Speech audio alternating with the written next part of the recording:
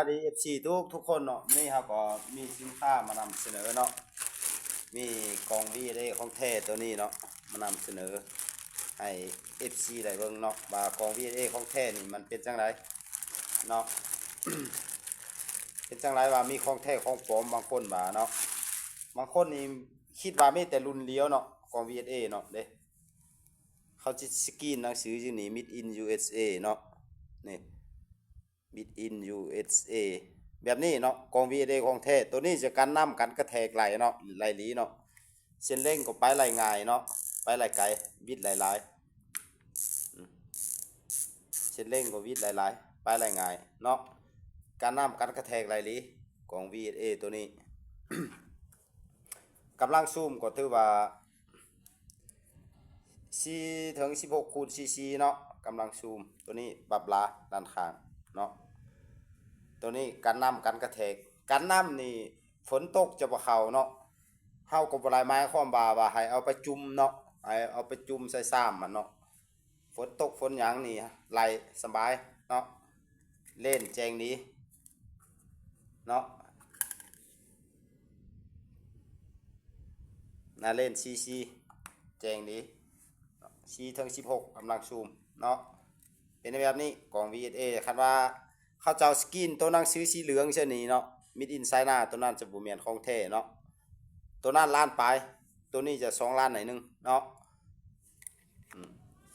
ราคาแตกต่างกัน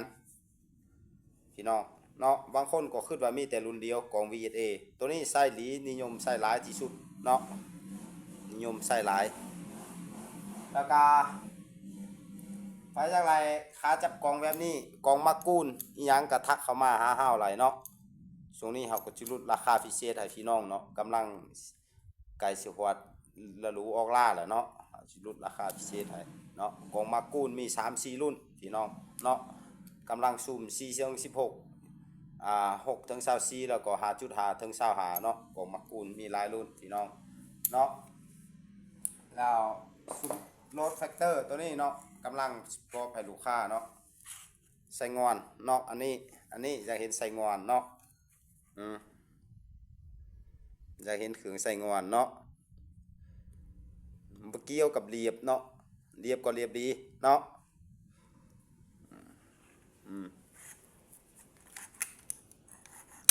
เฮาก็จะอัปเกรดเครื่องบ่จักทันเนาะช่วงนี้เนาะพี่น้องพายุก็เข้าแล้วเครื่องก็บ่จักมาแล้วเนาะพี่น้องก็สั่งเครื่องมาหลายคนอยู่เนาะก็ขอโทษขออภัยเนาะที่ว่าอยากซักซ่าหน่อยนึงแต่ว่าครับเจ้ารับประกันว่าจะแต่งให้เรียบเนียนเนี่ยก็แต่งให้ละเอียดเนาะล็อกแกนว้าวอีหยังสิบอกสปริงเฮาตัดให้ละเอียดเนาะเฮาทดลองให้เฮาสิทดลองให้ละเอียดเนาะจังส่งไปเนาะว่ามันผ่านงานบ่ถ้าพี่น้องสั่งอัปเกรดนี่บอกเฮาเนาะว่าอยากยิงลูกอีหยังอยากยิงลูกหัวโล้มหรือลูกสลักอยากยิงหัวโล้มมอนเตอร์เนาะบอกเฮาจะตัดล็อกแกนว้าวตัวนี้กับสปริงตัวนี้ให้เหมาะสมกับลูกเนาะยิงเนาะบอกเฮาในนั้นเนาะต้องได้สั่งก่อน1 ถึง 2มื้อพี่น้องเฮาจังจะทันตอนนี้เฮามาเบิ่งเกี่ยวกับวิธีอัปเกรดแร็กเนาะอัปเกรดแร็กตัว8เหรียญนี่ว่าเฮาจะฮู้ว่าอัปเกรดแนวไหลมันจังสิไหลพี่น้องเนาะมั่งเอามาเบิ่งเนาะ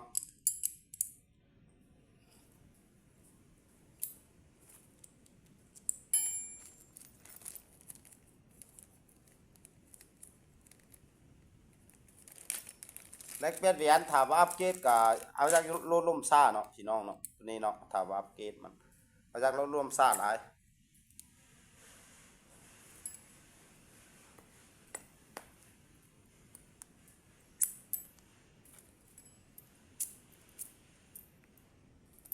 เปลี่ยนจากซุปเปอร์ลีนตัวนี้เนาะตัวนี้ก็วุ้มหมดแล้วเนาะเครื่องเริ่มโรงงานเนาะวุ้มหมดเลยเอากับไฟหรือเอาอีหยังเหล็กแหลมมาตอกเขางัดออกก็ไหลเนาะกับไฟจูดอีหยังก็ไหลเนาะออกใช้โอลิงตัวนี้ก็แกะซุปเปอร์ลีนเนี่ยออกแล้วก็เอาตัวไม้มาตอกเขาเนาะเอาตัวไม้ซุปเปอร์ลีนไม้มาตอกเขาเนาะตอกเขาหลังจากว่าตอกเขาแล้วเขาก็เปลี่ยนสยางโอลิงตัวนี้เปลี่ยนให้หมดเนาะยางโอลิง2ตัวนี้เนาะ กับตัวยุกลนี่ตัวยุกลนี่ก็เปลี่ยนให้หมดน่ะเนาะ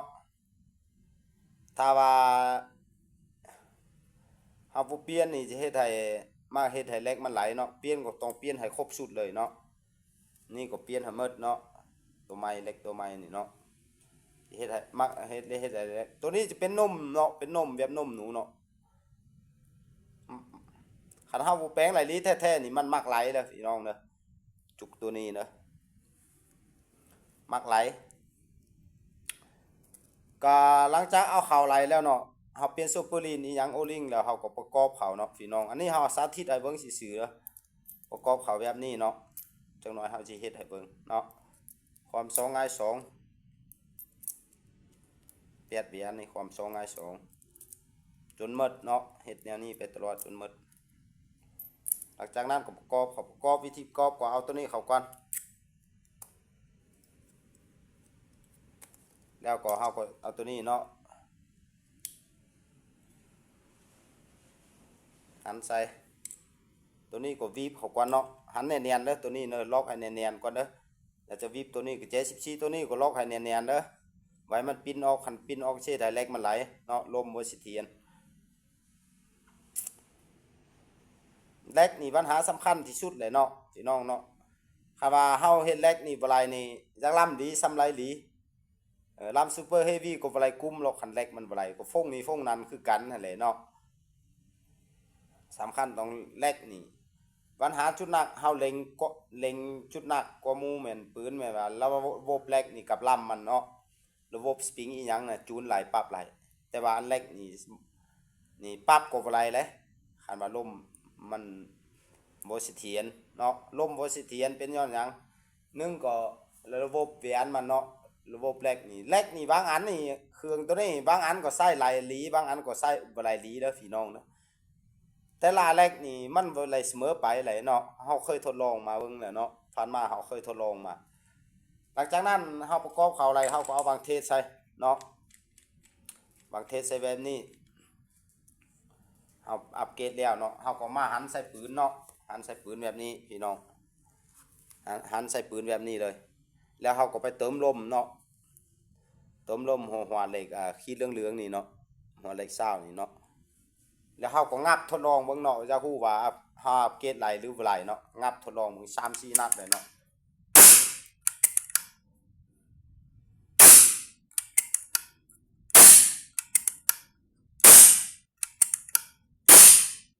คันว่า